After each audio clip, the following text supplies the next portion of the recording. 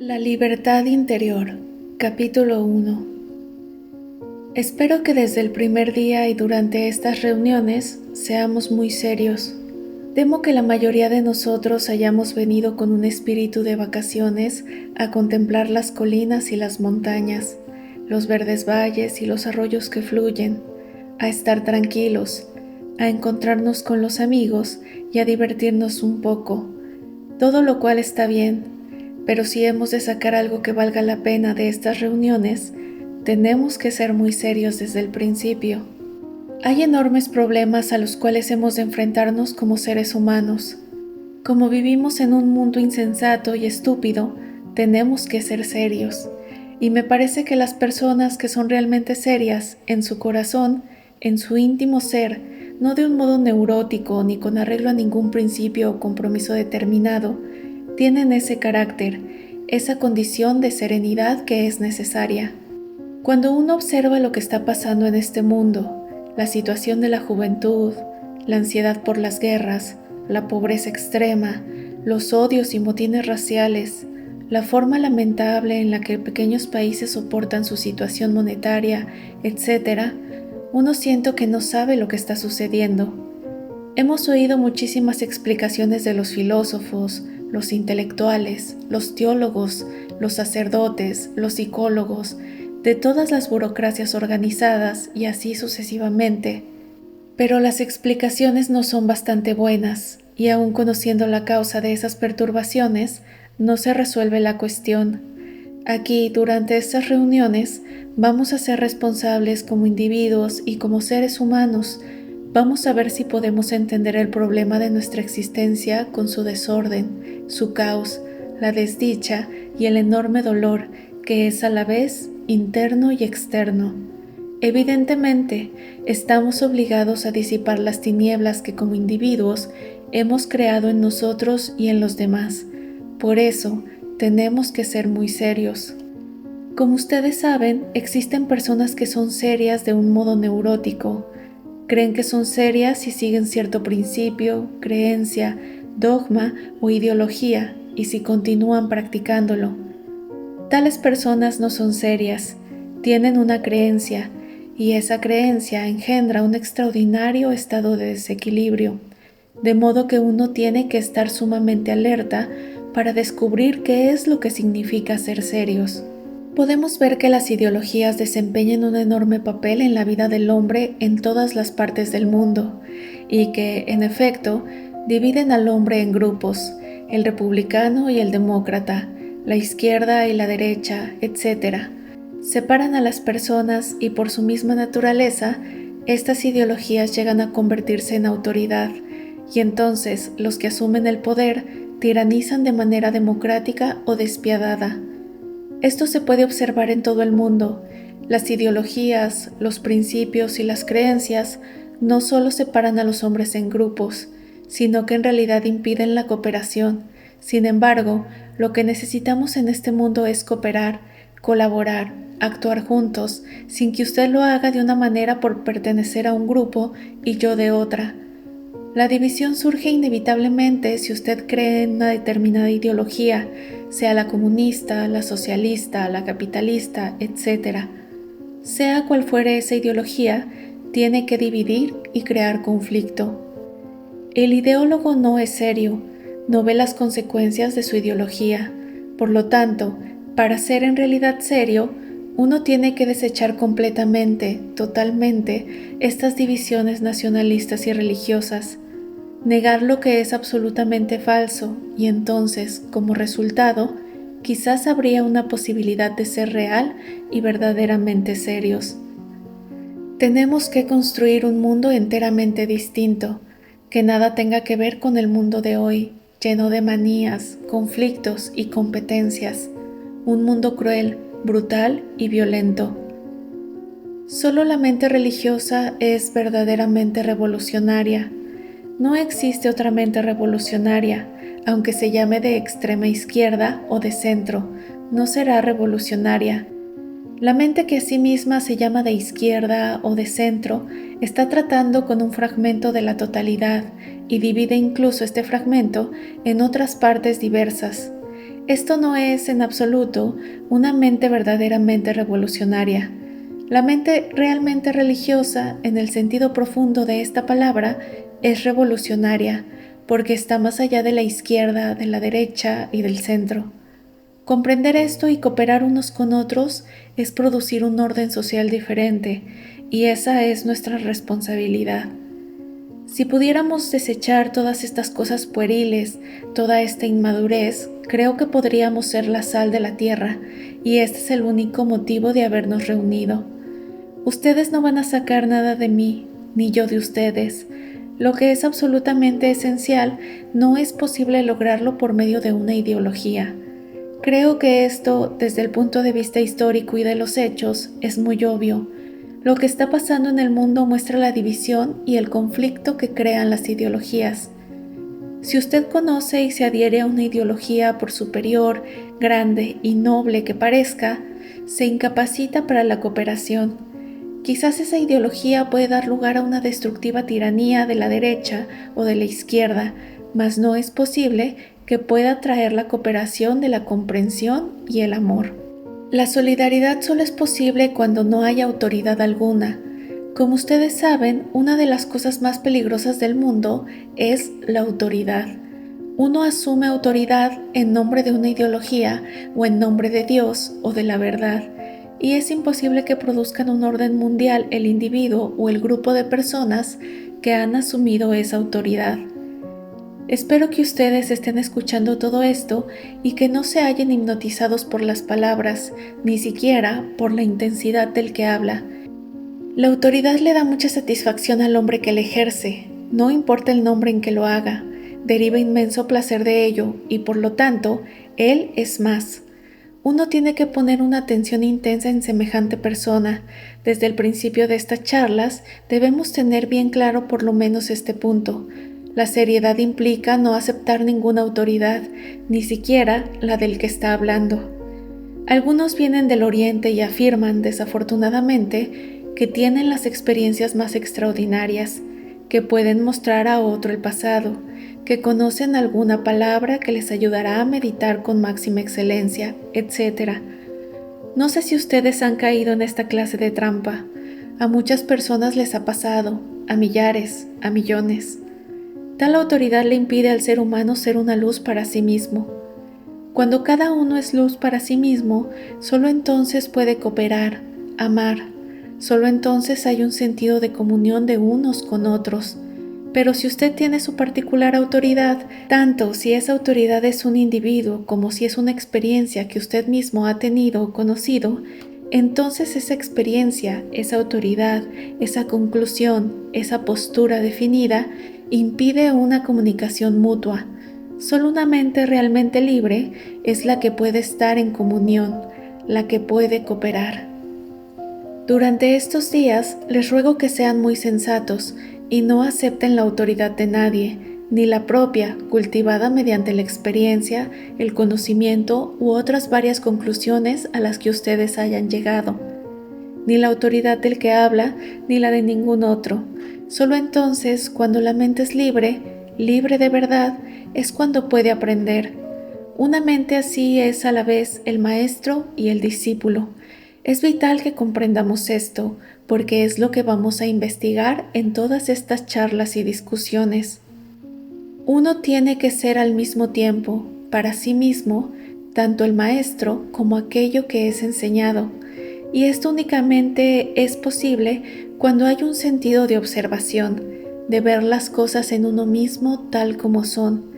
Como ustedes saben, la mayoría de nosotros somos inconscientes de nosotros mismos. No sé si habrán observado a las personas que continuamente están hablando de sí mismas, haciendo la propia valoración de su posición en la vida, primero yo y en segundo lugar todo lo demás. Si ha de haber solidaridad entre nosotros, comunicación y comunión entre uno y otro, es evidente que tiene que desaparecer esta barrera de primero yo y todo lo demás en segundo lugar. El yo asume una importancia enorme, se expresa de tantas maneras, por eso llegan a ser un peligro las organizaciones y, sin embargo, es necesaria la organización. Los que están a la cabeza de una organización o que asumen el poder de ella se convierten poco a poco en la fuente de la autoridad, y con esas personas uno no puede cooperar, no puede estar en comunión. Tenemos que crear un mundo nuevo. Estas no son meras palabras, una simple idea. Tenemos que crear, efectivamente, un mundo por completo diferente, en el que como seres humanos no estemos combatiendo unos con otros, destruyéndonos mutuamente, en que uno domine al otro con sus ideas ni con sus conocimientos, en que cada ser humano sea libre en realidad, no en teoría. Y solo en esta libertad es posible aportar orden al mundo. Vamos, pues, a desenredar, si es que podemos, la red que hemos tejido en torno a nosotros mismos, la cual impide la cooperación y nos divide, y produce tan intensa ansiedad, dolor y aislamiento. Sería maravilloso que, al terminar estas reuniones, pudiéramos salir y decir: «Miren, lo he conseguido». No es que usted posea algo, sino que usted mismo vea que está libre por completo, que se ha convertido en un ser humano con vitalidad, energía, claridad e intensidad. Tal vez sea esto demasiado, pero a menos que lo logremos, traeremos al mundo mucha desdicha y las guerras continuarán, de las cuales somos responsables, no los norteamericanos o los norvietnamistas. Todo ser humano es responsable, y los que viven en este país, exento de peligros, son también responsables. Asimismo, todos lo somos por la división que continúa en el mundo, no solo en lo ideológico, sino también en lo religioso. De modo que, por favor, si es posible, vamos a poner en esto nuestra mente y nuestro corazón. Hacerlo no requiere mucho esfuerzo intelectual. El intelecto nada ha resuelto. Puede inventar teorías, puede dar explicaciones, puede ver la fragmentación y crear más fragmentos. Pero siendo el intelecto un fragmento, no puede resolver todo el problema de la existencia humana. Tampoco pueden hacer nada el emocionalismo y el sentimentalismo. Ambos son también las reacciones de un fragmento. Únicamente es posible actuar de manera completa y no en fragmentos cuando vemos todo el problema humano en su totalidad, no solo los fragmentos. ¿Cuál es, pues, el problema? ¿En qué consiste el problema total, esencial del ser humano, que una vez comprendido, una vez visto, como vemos un árbol, una bella nube, nos permite resolver todos los demás fragmentos? Partiendo de ahí usted puede actuar. ¿Qué es, pues, esta percepción total, esta visión total? Yo pregunto y ustedes tienen que hallar la respuesta. Si aguardan a que yo dé la respuesta y la aceptan, entonces no será de ustedes, entonces yo me convierto en autoridad, cosa que aborrezco. ¿Cuál es pues la respuesta de usted como ser humano que vive en este mundo, con toda la confusión, los disturbios, las revoluciones, con esta terrible división entre hombre y hombre, con una sociedad inmoral, con la inmoralidad religiosa de los sacerdotes? Cuando usted ve todo esto desplegado ante sus ojos y ve la agonía del hombre, ¿cuál es su respuesta? ¿Cómo actúa según cada caso? ¿O pertenece usted a una parte, a un fragmento, y trata de reducir todos los fragmentos al suyo particular, cosa que evidentemente muestra mucha falta de madurez de sentido? ¿O ve toda esta fragmentación y este mismo hecho de ver le da una percepción total? ¿Cuál es, pues, para usted el problema, la cuestión esencial, el reto único que, habiéndolo comprendido totalmente, disuelve todos los demás problemas o le hace a usted capaz de comprenderlos o acometerlos? Es muy interesante, ¿no es así?, que descubra usted mismo cuál es la cuestión esencial de la vida, no según la opinión del psicólogo, del filósofo, del teólogo o de Krishnamurti, no de acuerdo con nadie, sino descubrirla usted mismo. ¿Cómo va usted a descubrirla? Puede ser que no haya pensado sobre ello, o si lo ha pensado, ¿cómo va a encontrar esa respuesta o cuestión esencial? ¿Va usted a preguntarle a otro? Claro que no, porque cuando usted mira en cualquier dirección, está mirando hacia la autoridad. Lo que dice la autoridad no es real. A usted le interesa la más importante cuestión, y ésta tiene que descubrirla usted mismo. Si no busca otro para que le ayude a descubrir cuál es la cuestión fundamental, verdadera, entonces, ¿qué hará usted? ¿Cómo la descubrirá? Por favor, este es un asunto muy serio. Primeramente, ante todo, ¿se ha formulado alguna vez semejante pregunta? ¿Se ha preguntado uno a sí mismo si hay una cuestión esencial en cuya comprensión está la respuesta de todas las demás cuestiones menores? Si usted no se la ha formulado, yo se la planteo. Si la escucha como espero que la esté escuchando, entonces, ¿cómo va a descubrirla? ¿Cómo va a investigar? ¿Lo hará por medio del pensamiento? Pensando mucho sobre ello, sobre cada problema, cada cuestión, cada fragmento, complicándose cada vez más y luego llegando a una conclusión y diciendo, ¿esta es la cuestión esencial? ¿Le ayudará el pensamiento? ¿Le ayudará una indicación por sutil que sea? Porque si se fía de ella, usted está perdido otra vez, de modo que el pensar sobre ello no da la respuesta, ¿verdad? ¿Cuál es la naturaleza del pensamiento? El pensamiento, como uno puede observar, surge de la memoria acumulada. Obsérvelo por usted mismo, por favor. El reto para usted es este. ¿Cuál es la cuestión esencial en la vida?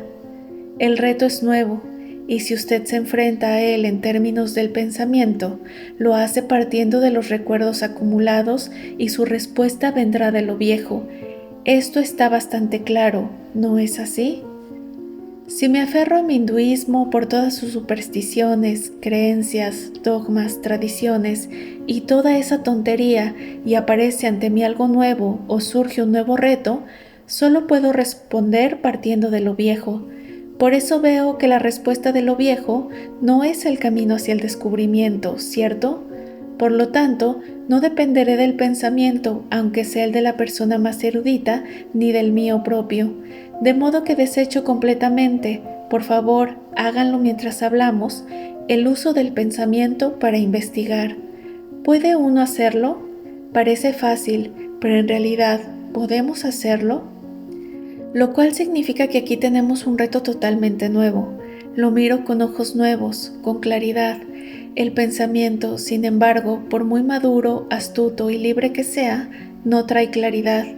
Veo así que el pensamiento no es el camino para descubrir lo esencial, de modo que no desempeña papel alguno en esta búsqueda, en esta investigación. ¿Puede usted experimentarlo? Significa que el pensamiento, que es viejo, que está interfiriendo de modo constante, ya no se impone ni domina. ¿Qué ocurre entonces? Por favor, observe esto usted mismo. Cuando usted ya no busca algo en términos de su condicionamiento, entonces ha negado, ¿no lo ha hecho usted? Toda la carga del ayer. Lo que trato de decir es en realidad muy sencillo. Usted tiene que hallar una nueva manera de vivir, de actuar, para poder descubrir lo que significa el amor. Y para descubrir eso, no puede usar los viejos instrumentos que tenemos. El intelecto, las emociones, la tradición, el conocimiento acumulado, esos son los viejos instrumentos. Los hemos utilizado de manera interminable sin que hayan producido un mundo diferente, un estado mental distinto. Son completamente inútiles. Tienen su valor en ciertos niveles de la existencia, pero carecen de valor cuando estamos preguntando, cuando tratamos de descubrir una manera de vivir que sea del todo nueva. Para decirlo de otro modo, nuestra crisis no está en el mundo, sino en nuestra conciencia. No se trata de poner fin a una guerra o de reformar universidades o de dar más o menos trabajos o más salarios, etc. A ese nivel no hay respuesta. Cualquier reforma trae más complicación. La crisis está en la mente misma, en la de usted, en su conciencia, y a menos que usted responda a esa crisis, a ese reto, usted aumentará, de modo consciente o inconsciente, la confusión, la desdicha y la inmensidad del dolor. Nuestra crisis está en la mente, en nuestra conciencia, y tenemos que responder a ella de manera total. ¿Cuál es la verdadera respuesta? La cuestión esencial. Es obvio, como hemos visto, que el pensamiento no puede ayudarnos en este caso, lo cual no quiere decir que lleguemos a ser personas irresolutas, que nos volvamos inconsistentes, soñolientos, embotados. Cuando usted ya no usa el pensamiento para descubrir por sí mismo cuál es la cuestión esencial de la vida, ¿qué ha ocurrido entonces en la mente? ¿Comprende mi pregunta? ¿Nos estamos comunicando uno con otro? Por favor, diga que sí o diga que no. Para comunicarnos, para estar en comunión uno con otro, tenemos que hacerlo al mismo nivel, al mismo tiempo y con la misma intensidad. Es como el amor, y si usted dice que sí, ello significa que ha desechado por ahora el pensamiento como instrumento para investigar. Entonces, usted y el que habla están al mismo nivel. Ambos investigamos intensamente y usted no está esperando que sea yo quien se lo diga.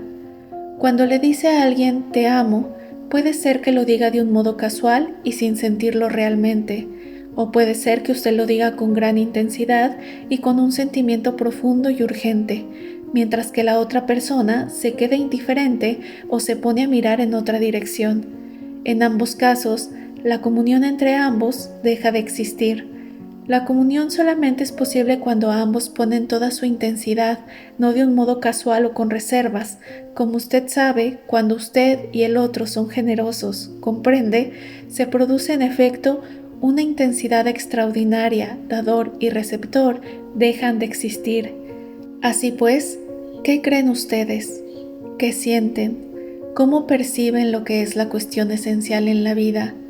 ¿Quieren algún tiempo para pensar sobre el asunto, para discutirlo con otras personas, para sentarse bajo un árbol o en su habitación y dejar que venga a ustedes la respuesta? Si esperan a que el tiempo les ayude, el tiempo no va a ayudarles. El tiempo es la cosa más destructiva.